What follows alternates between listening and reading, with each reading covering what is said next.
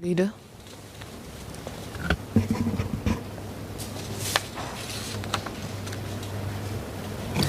Madam Deputy Speaker, Mr. Louis Ng, in his speech earlier, said that as I was in the Ministry of Finance and NPTD, he hoped I could deliver both time and money. I'm about to do both. Madam Deputy Speaker, may I seek your consent and the general assent of members present to move that the proceedings on the item under discussion be exempted from the provisions of Standing Order number 48.8 to remove the time limit in respect of the Minister for Finance speech.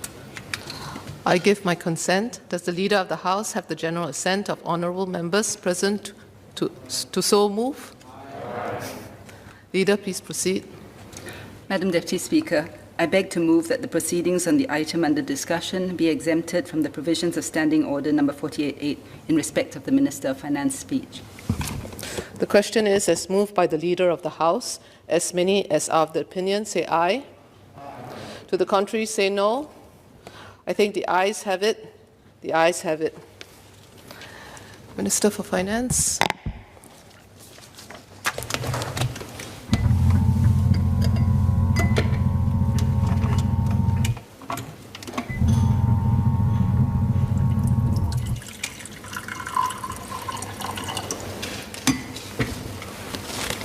Madam Deputy Speaker, I thank all members for your comments and suggestions and for supporting the support measures that we have put in place during the heightened alert period. Several members have asked about COVID-related management measures. In fact, we had an extensive discussion on this yesterday, so I do not really want to add much to this, but I do want to address briefly points made by several members about the abrupt and sudden changes that we've all had to experience these past few weeks. Actually, I thought we had explained it yesterday, but I think it bears repeating. From the start of this pandemic, we have been upfront, transparent with Singaporeans about the challenges we face, about our assessment of the situation, and sought to communicate that as best as we can. Obviously, it's very hard to predict what will happen. I mean, we don't even know what will happen in the next few days, let alone the next few weeks or months. So everyone needs to understand that we are operating in a highly fluid and rapidly changing and very uncertain environment. Just think about this. In the lead up to where we are today in early July, what were the cases like? Single digit. And it was coming down.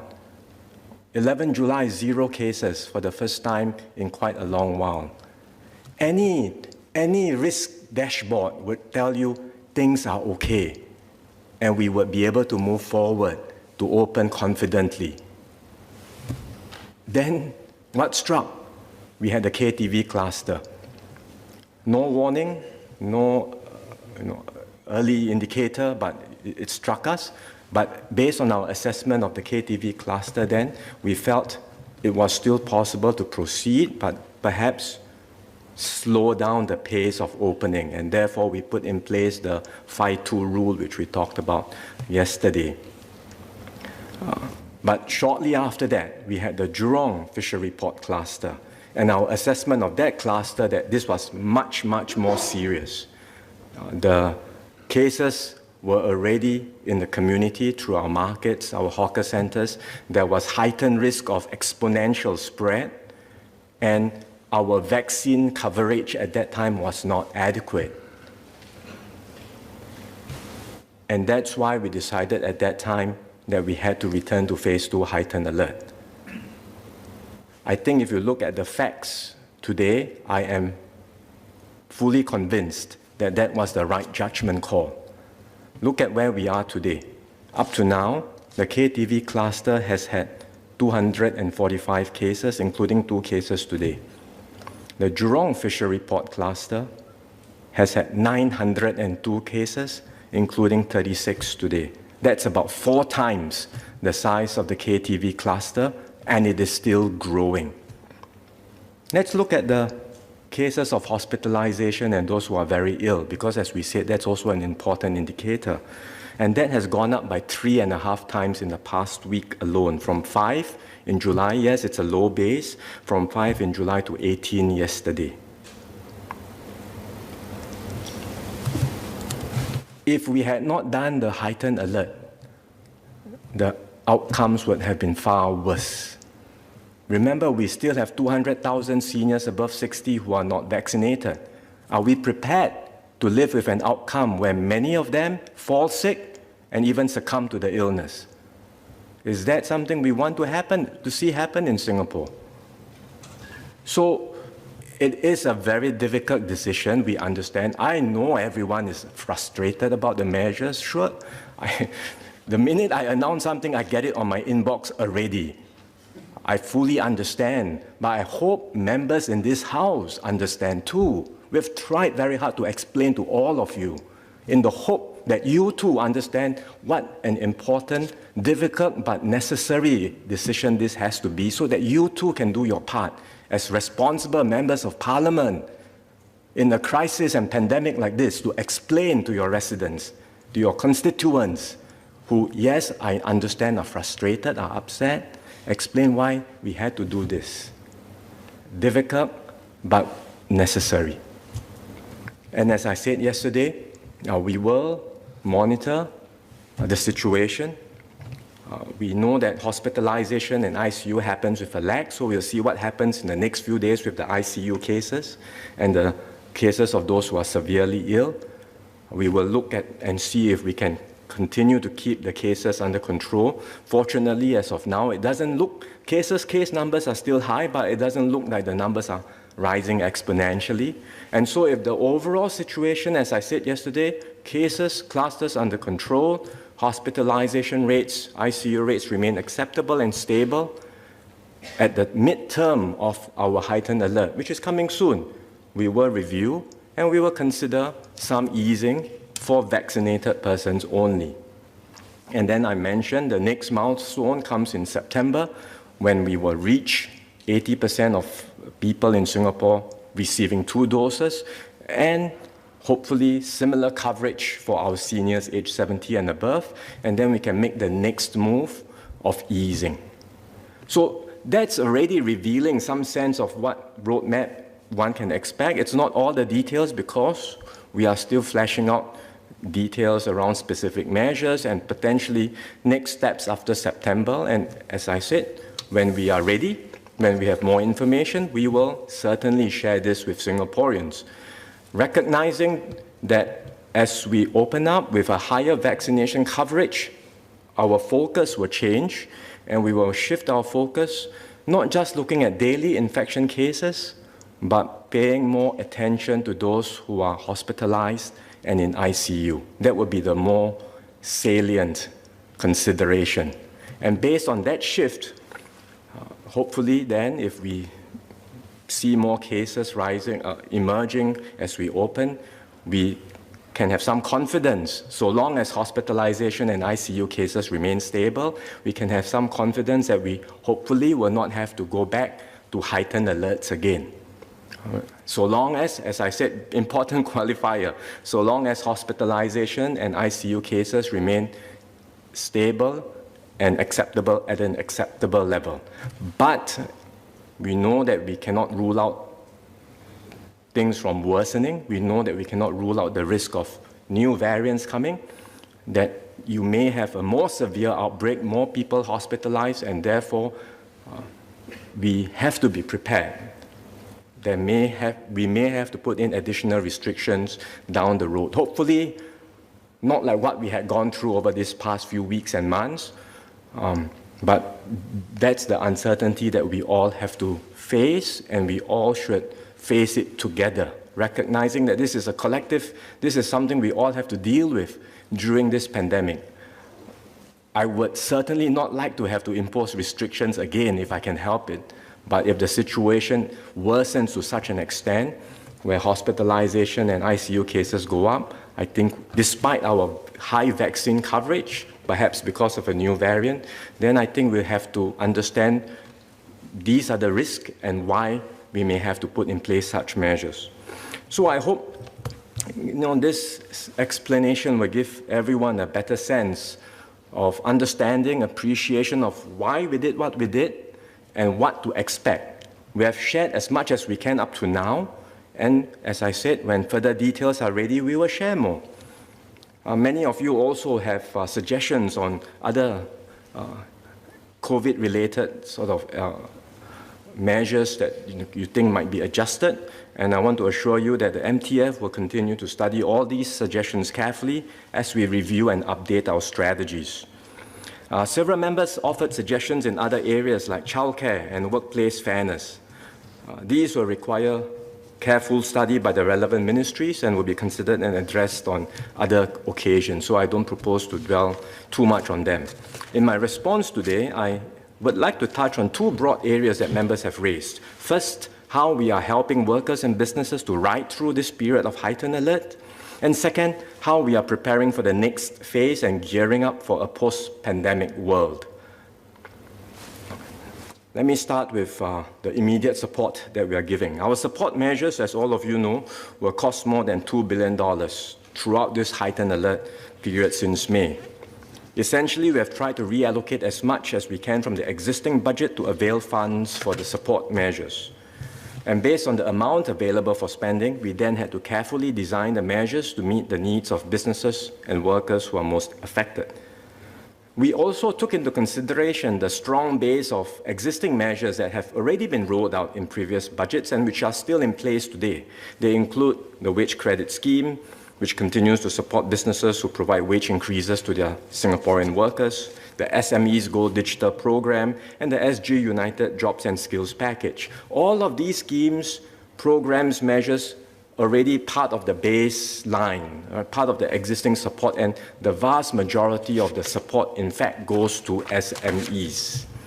There is also existing support for specific areas like the arts and sports sector, which Mr. Shahriar Taha, Mr. Mark Che, and Ms. Raisa Khan spoke about. For example, sports coaches and fitness instructors can benefit from the continuing coach education training allowance and the self-employed person project grant. Likewise, we have similar support scheme for arts and culture, freelancers and organizations.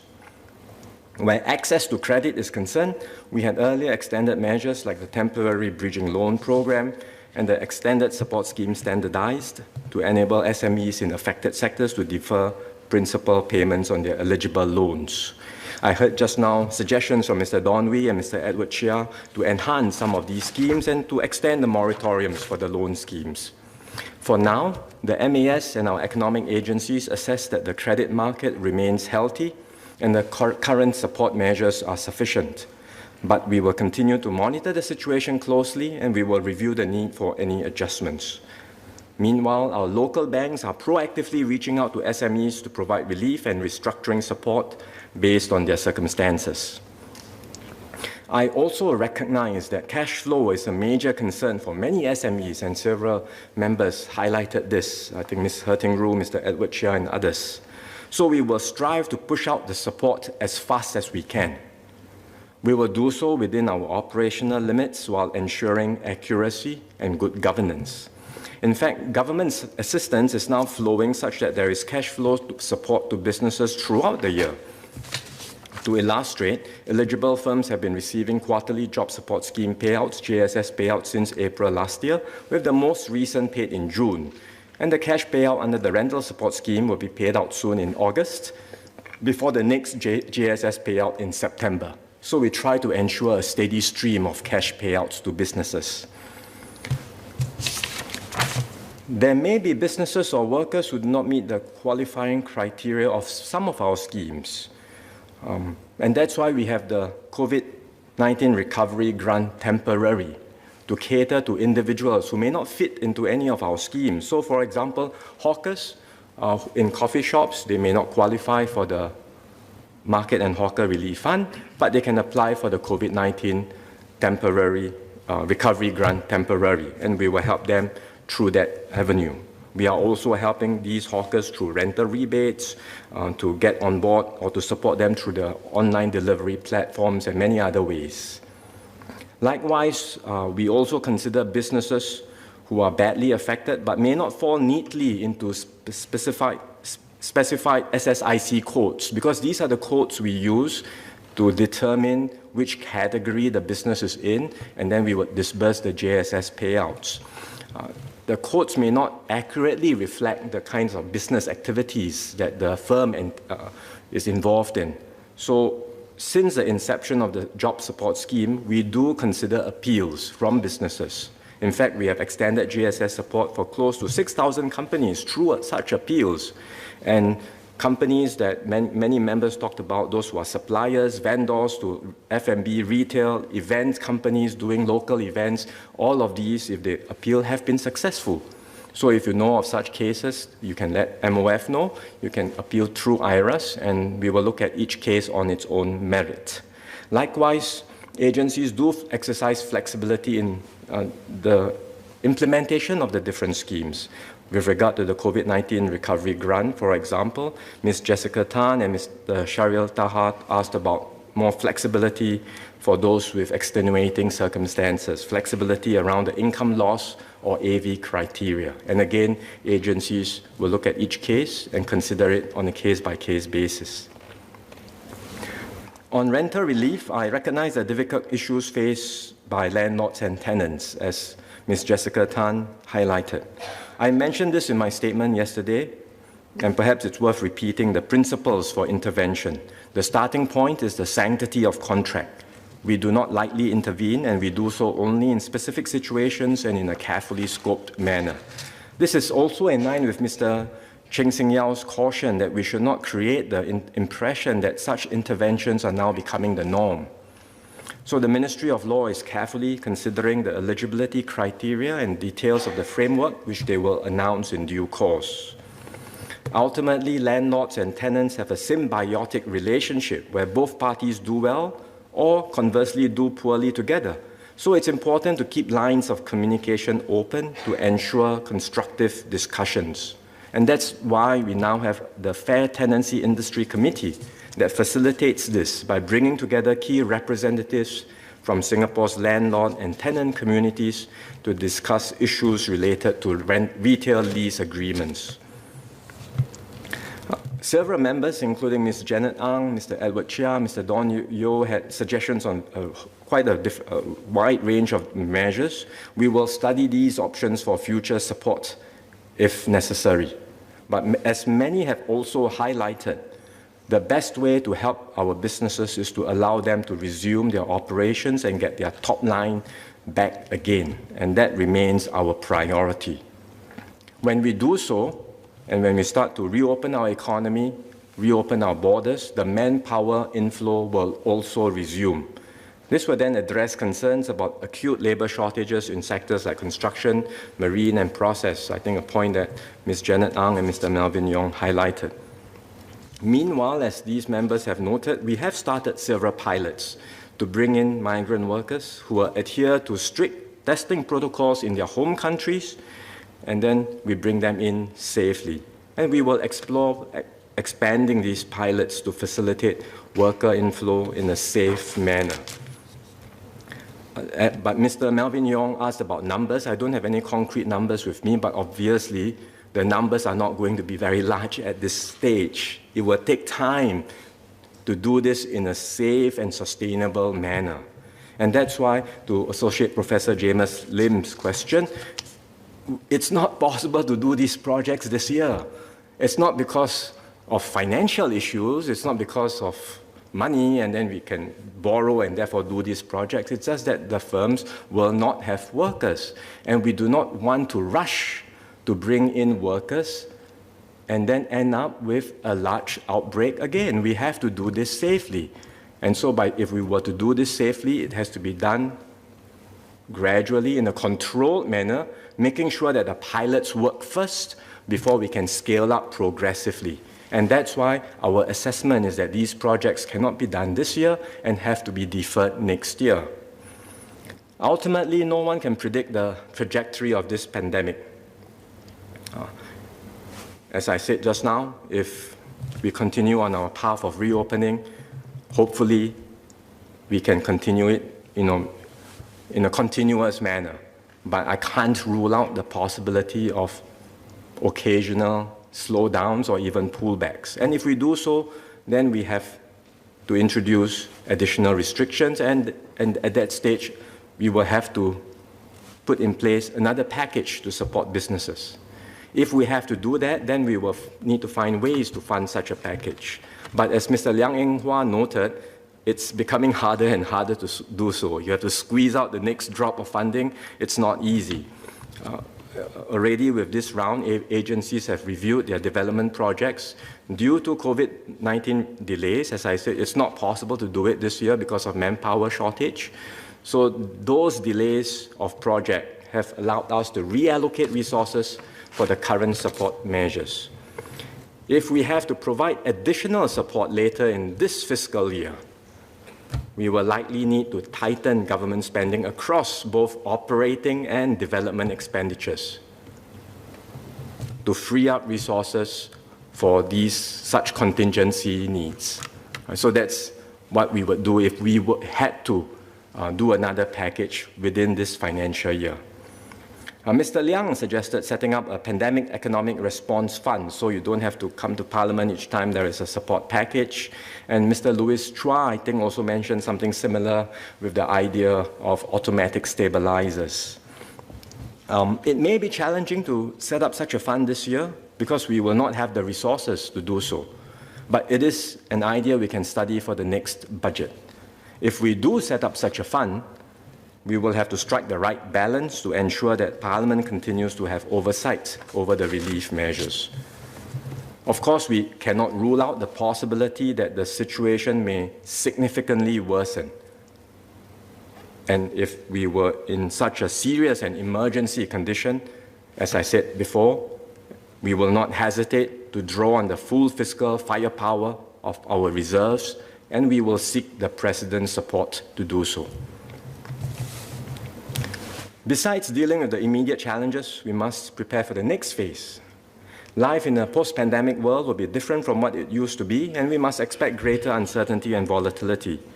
So we must continue this important work of transforming our economy and equipping our people with the skills they need in an age of change. So as we transition to this new normal, we must go beyond support measures toward building strength and resilience for the future. We must continue to invest in growing our economy, strengthening our society, and greening our home. So let me elaborate on each of these areas. Our first priority is to expand opportunities and create good jobs for Singaporeans. And to do so, we need a strong and vibrant economy. This will enable us to provide a high quality of life for all Singaporeans and enable them to achieve their aspirations. As a small and open economy, rapid shifts in the external environment have profound implications for Singapore, and COVID-19 has brought this out acutely. Countries have moved to reshore production activities. Industries and firms have accelerated the restructuring of their supply chains to reduce concentration risk. Remote working is becoming the new norm, so reducing the importance of geographical factors in where companies choose to locate. At the same time, fiscal stresses have led to the emerging consensus on a global minimum effective tax rate, which we discussed. And this outcome will blunt our tax incentives to anchor significant economic activities in Singapore. So all of these trends can erode our value proposition as a hub economy. I recently attended the G20 finance ministers meeting in Venice. And being in Venice, I was reminded of how a city's fortunes can easily change. Venice enjoyed great prosperity in the Middle Ages. It was a vital trading hub, connecting the East with the West via the Mediterranean. But Venice did not adapt fast enough to changes in the world. The invention of the seafaring galleon, which could survive at sea for months, even years, meant that European states could set up new oceanic trade routes bypassing Venice altogether. And this marked the beginning of the decline of Venice. What happened to Venice can happen to Singapore too, if we are not careful. So we must never take our hub status for granted. We must continue to stay open and double down on our connectivity as a trusted hub for commerce, trade, and talent. And that's why we thought that it was very important that we have a debate on the issue of FTA not too long ago. We must continually work hard to strengthen our value proposition as the gateway to Asia and the world. Across industries too, rapid technological change is bringing about new waves of disruption.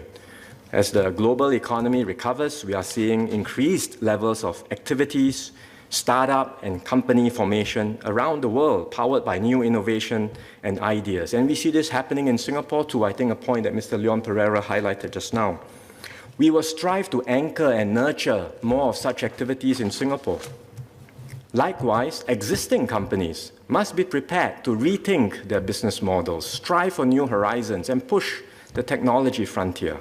And that's why we are systematically refreshing all 23 of our industry transformation maps, or ITMs, to spur restructuring and transformation and to develop new growth areas.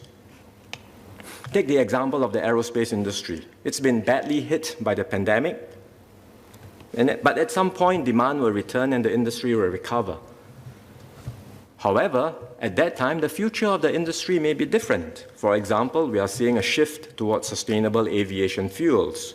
In the longer term, we could even see the emergence of hydrogen-powered aircraft. Digital services which leverage aircraft data to create new services like fuel optimization and aircraft health monitoring are also emerging.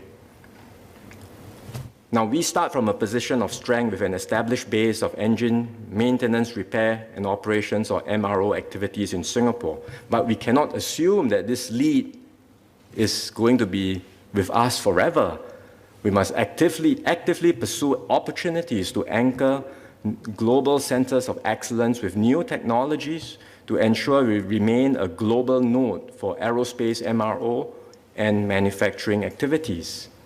And at the same time, we must help our local Singapore firms, our SMEs, to grow and build new capabilities, to partner the MNCs so that together we can have a vibrant aerospace ecosystem.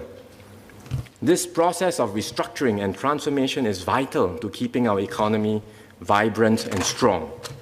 And so the focus of our support measures will, over time, shift from providing pain relief, as we are now, to building deep capabilities for companies to innovate and transform. And to do this, we have a suite of capability development schemes administered by the Enterprise Singapore. I recognize some of you have said, some members have said that the schemes can be overwhelming, difficult to navigate. The process for administration can be cumbersome. I want to assure members that Enterprise Singapore takes all these feedback and suggestions seriously.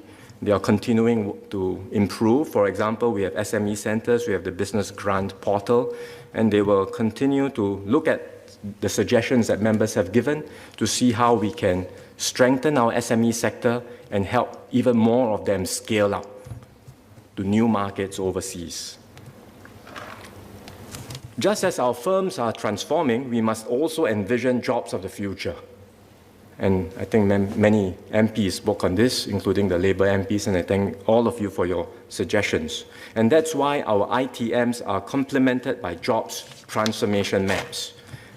They help to equip our workers with the relevant skills to take on new jobs as their firms and industries transform. So we work closely with our institutes of higher learning to ensure that fresh graduates from ITEs, polytechnics, and universities are equipped with these skills. And we pay special attention to mid-careers, especially those in their mid-40s and 50s, as we recognize that it is harder for them to find jobs if they are displaced. And that's why we work closely with employers and unions on training, reskilling, upskilling, and career conversion opportunities for this group. Through the SG United Jobs and Skills Package, we have provided many opportunities for job seekers over the past year. I understand the concern amongst those in temporary jobs because they're worried that once COVID is over, they may not have jobs. So as our economy recovers, there will be increased demand for workers and more jobs will be created. We are monitoring this carefully to ensure that those in temporary jobs now will be emplaced into permanent positions. One tangible help that the government provides for this is the Jobs Growth Incentive. which has supported employers to expand their local hiring. Ms. Fumiha mentioned the good outcomes of this scheme in her speech. The scheme runs until September this year, and we are reviewing its extension. So in sum, Singapore will never be a large market or the cheapest place to do business. But what has made Singapore an attractive value proposition for investors is our overall system's competitiveness, rule of law, strong intellectual property protection, connectivity to regional and global markets, an innovative and skilled workforce, and importantly, the strong spirit of tripartite partnership between the government, unions, and employers. We will continue to strengthen all of these factors to ensure we build a stronger and more vibrant economy. Second, we will also build a fairer and more inclusive society, because we want to progress not individually or for our own families, but for all in our larger Singapore family. COVID-19 has deepened existing social inequalities on a global scale. Across the world, the lower income and lower skilled workers suffer the most from COVID-19. We have not been spared. COVID-19 has also exposed the vulnerabilities of certain segments of our society.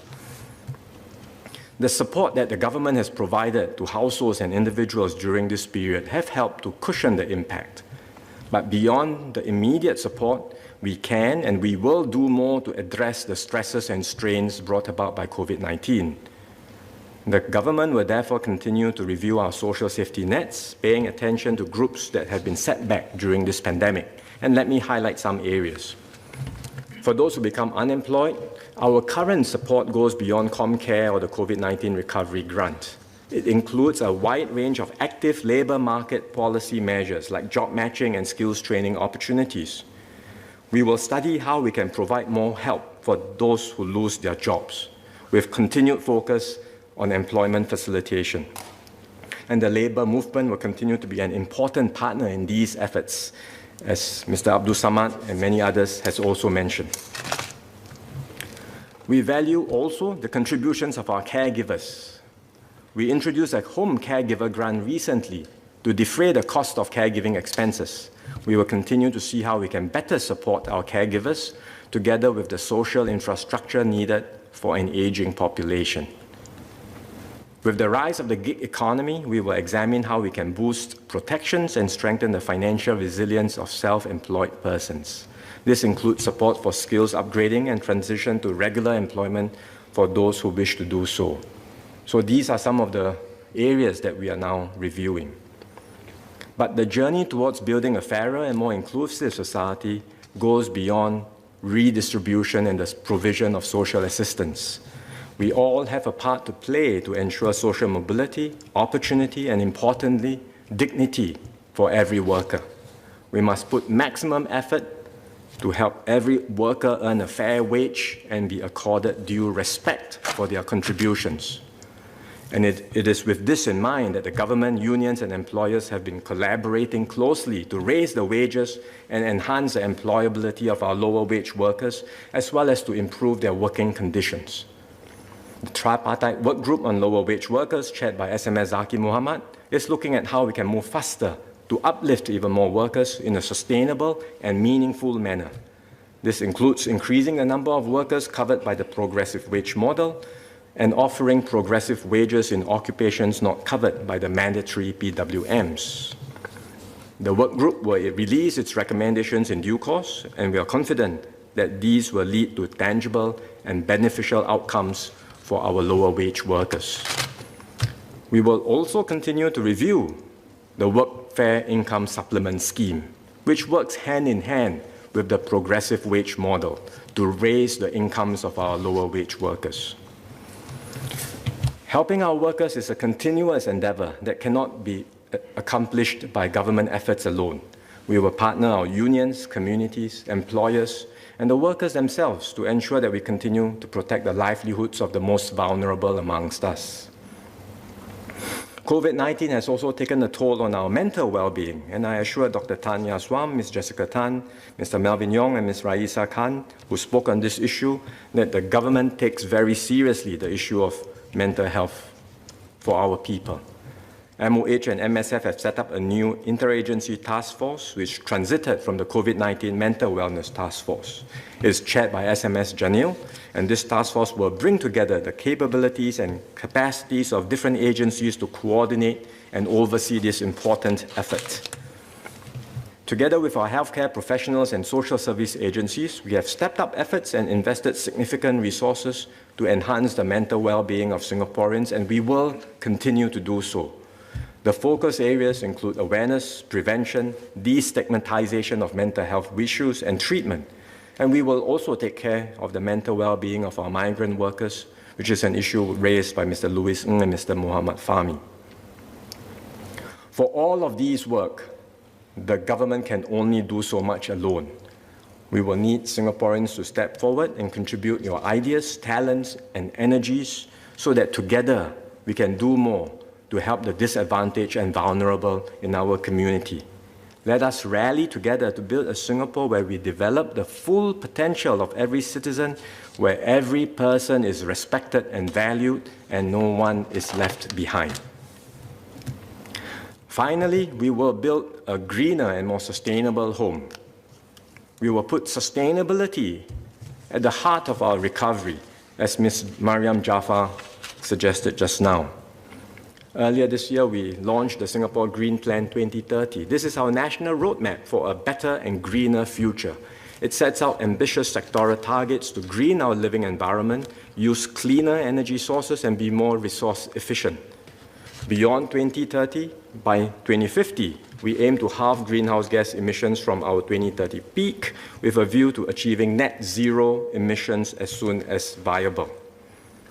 As an alternative energy disadvantaged country, this is a very ambitious aspiration to be net zero, but we are working very hard to make it happen. For a start, we are reviewing the carbon tax level post-2023 in consultation with industry to incentivize the shift to green alternatives. We are also investing in new technologies that can help reduce our waste and emissions.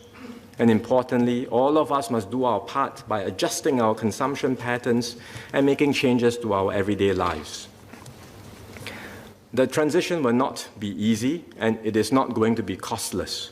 But there are also many opportunities to pursue from a green and sustainable Singapore.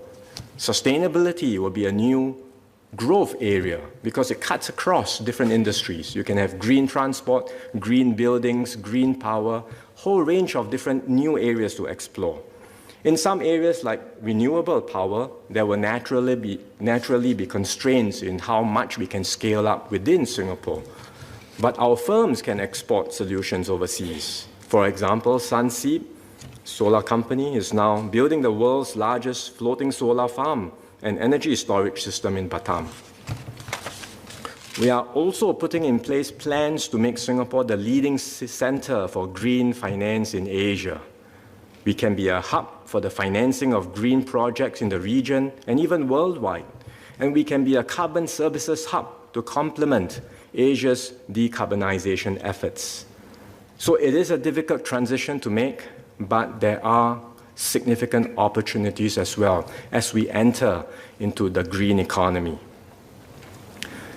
Building a more vibrant economy, a fairer society, and a greener nation. These are all ambitious long-term goals.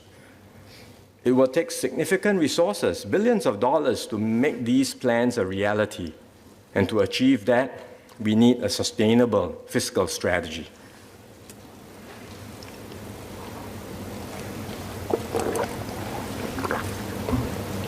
I mentioned the G20 just now, G20 meeting. The G20 consists of the major economies that make up more than 80% of the world's economy. Many of the world's advanced economies, all with high per capita GDP and standards of living. But nearly all of them are grappling with annual deficits and rising public debt. And COVID-19 has worsened their fiscal position. Why has this happened? It often starts with good intentions. For example, increased public spending on healthcare or welfare schemes, all with the best of intentions. But before long, entitlement spending balloons sharply as the economy matures and population ages, outpacing the ability to raise revenues to cover these spending obligations. What happens then? The country turns to borrowing to finance its annual deficits year after year, and this ends up quickly in a downward fiscal spiral. What's more worrying is that societal norms and individual expectations change. An entitlement mindset sets in. It becomes politically very challenging to roll back any benefit and to raise taxes or even to mention it. There's a tendency to shortchange the future and to overspend on the present. That's why we must always resist the siren song of easy money, and we must do our part to uphold a culture of fiscal responsibility and stewardship.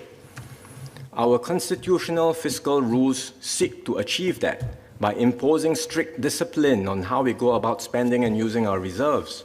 It's a framework that enables us to safeguard our reserves while achieving a fair and judicious balance between the interests of today and tomorrow, a balance between spending for today's needs and saving for the future needs of today's generations and generations to come.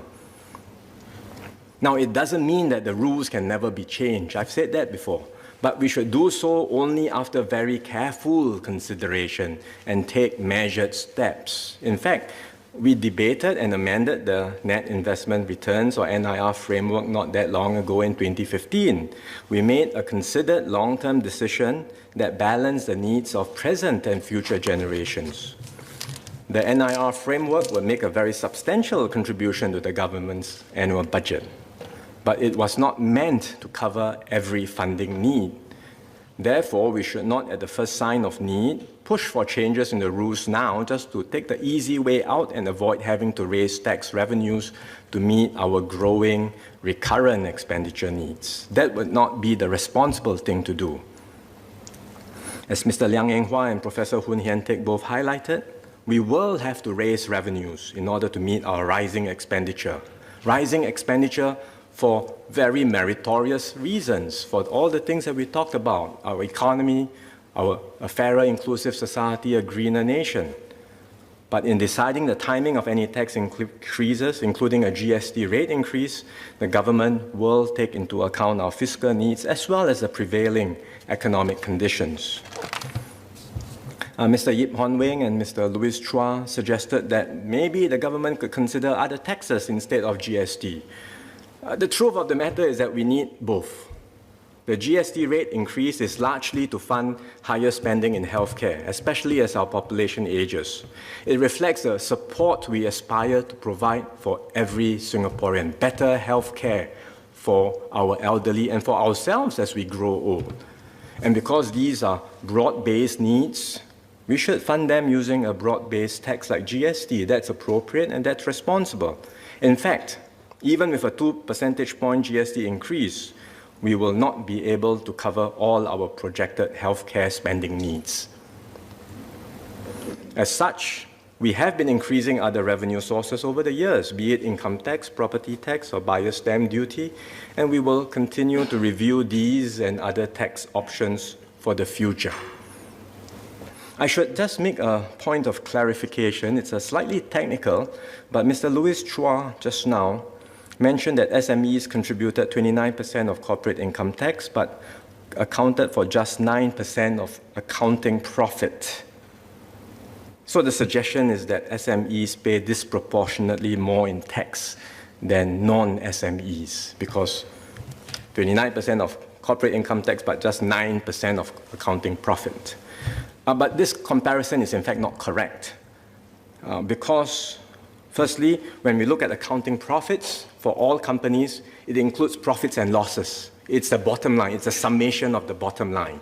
That's one. Number two, corporate income tax is levied on chargeable income, not accounting profits. And Mr. Louis Chua said, I think you should know accountancy, and that chargeable income is not the same as accounting profits. You have to make tax adjustments, like non-tax deductible expenses like depreciation or capital allowances. So the two concepts are quite different. Only the companies with positive chargeable income need to pay corporate tax. Those with losses can carry forward their losses to offset future years' corporate tax liability. In fact, close to 60% of all SMEs do not pay corporate income tax. And it's quite clear from the data. We've replied this in the PQs as well. It's quite clear from the data that SMEs have a lower tax burden than non-SMEs or the larger companies. The effective tax rate for SMEs is 3%, but the effective tax rate for non-SMEs is 8 to 10%. So there should be no doubt. Our system is such that SMEs have a lower tax burden. Now, going back to GST, some have expressed concerns that the GST is regressive.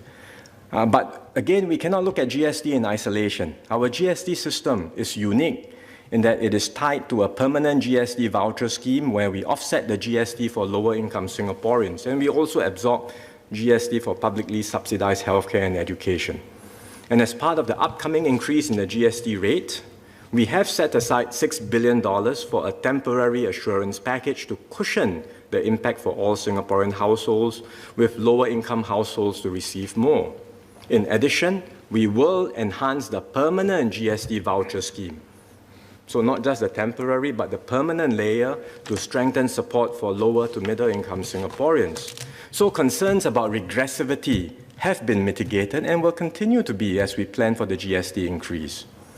At the same time, remember that our public services and subsidies are designed to provide more help for the lower and middle income. Put together, the outcome is that higher income groups pay more taxes than the benefits they receive, while the lower and middle income groups receive significantly more benefits than the taxes they pay. As I've shared before, lower income households receive close to $4 of benefits for every $1 of tax they contribute. This is how we ensure our taxes and transfers remain fair and progressive, and it will be anchored in a system of sound and sustainable finances. Madam Deputy Speaker, to conclude, COVID-19 will be a major chapter in our history. It will be remembered as the time when our usually bustling CBD lay empty, when we had to work from home, when we had to meet with our friends and loved ones over a screen. But it will also be remembered as a time we saw the best of Singaporeans amidst adversity and tough conditions. COVID-19 is only one chapter. We have much going for us today and much more we can look forward to in the journey ahead. So let's harness our collective strengths, keep striving to do better, and write many more chapters of our Singapore story together. Thank you.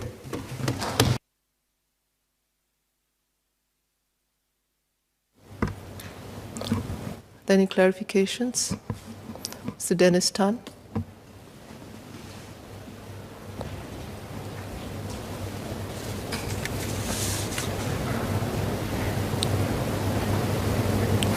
Thank you, Madam Deputy Speaker. Thank you, Minister, for the wrapping up speech. Just one clarification is actually my last question in my speech regarding whether the government will be providing any reimbursement to the town councils for the extra manpower expenses for the safe entry access management. Thank you. Minister. Thank you. I didn't have the opportunity to address all the points that were raised by members, so I thank Mr. Dennis Tan for reminding me on this point. We will have to study the financial position of the town councils. I think that's what we will do, right? It's not just about this particular measure. This is a new requirement, but there have been many other things. At the same time, we have to look and assess the overall financial position of town councils, because already today, the government provides considerable grants and support to town councils in general. So we will work with MND that oversees the town councils, assess the overall financial situation before we consider whether or not additional support might be needed. Mr. Louis Chua.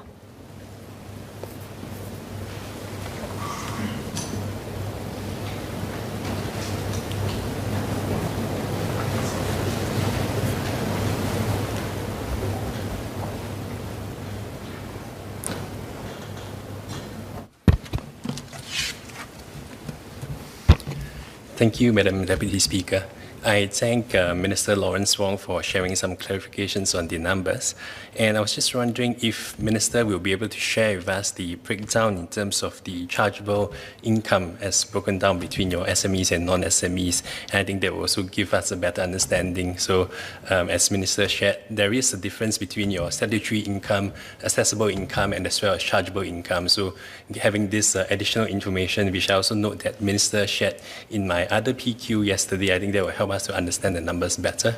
And I think the other clarification is also, I was just wondering if it is incorrect to then say that SMEs bear a higher proportion of the tax burden, given that just based on the numbers that I'm looking at 4.8 billion of the corporate income tax paid by SMEs as a proportion of the 16 billion of corporate income tax paid by all companies. So that's roughly about 29% versus SMEs being about 99% in terms of enterprise count. Thank you. Minister Lawrence Wong. Thank you. Well, I think to Mr. Louis Chua's question, we'll be happy to provide the figures. Perhaps a member can file there will be detailed tape. We can provide all this in a written question, and Mr. Chua has filed some of them, and we have been forthcoming with the data. We'll be quite happy to put it out, distinguishing between, as I said, accounting profits and chargeable income.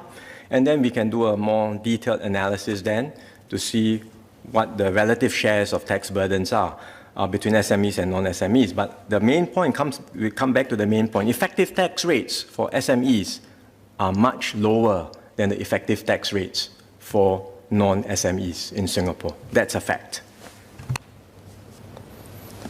The Leader of the Opposition. Thank you, Madam Deputy Speaker. Thank you, Minister, for the roundup. A quick question on an issue which some members brought up, which is the foreign workers who are currently still in the dormitories. I understand they get to go to certain facilities within a closed-off area in the dormitory for rest and recreation. Is there also a roadmap for them when they can be released into, not released, that's a poor choice of word, when they can also be reintegrated into the larger community? Thank you. They've been, as we know, locked down for a long time. Minister. Thank you, Mr. Singh, for this question. It's also a question raised by Mr. Louis Ng and Mr. Fahmi. I didn't elaborate on this in my speech, but just to say that we are very, very mindful of the mental well-being of these workers. And we know that they have been subject to these restrictions for quite a long time. So for now, the concern is that because of the large clusters that we are seeing in our community, we are quite worried about how they might catch the virus if they were to go out. But having said that, the vaccination rates amongst migrant workers in the dorms are now very high, and it's getting higher. So we are indeed looking at two things. Number one, giving more allowance in the initial, in very near term already, something that we are doing, but we'll do more for them to go to the recreational centers, spend more time there. But indeed, we are looking at allowing them to have the time to be out in the community as well. That's something that the MTF is looking at.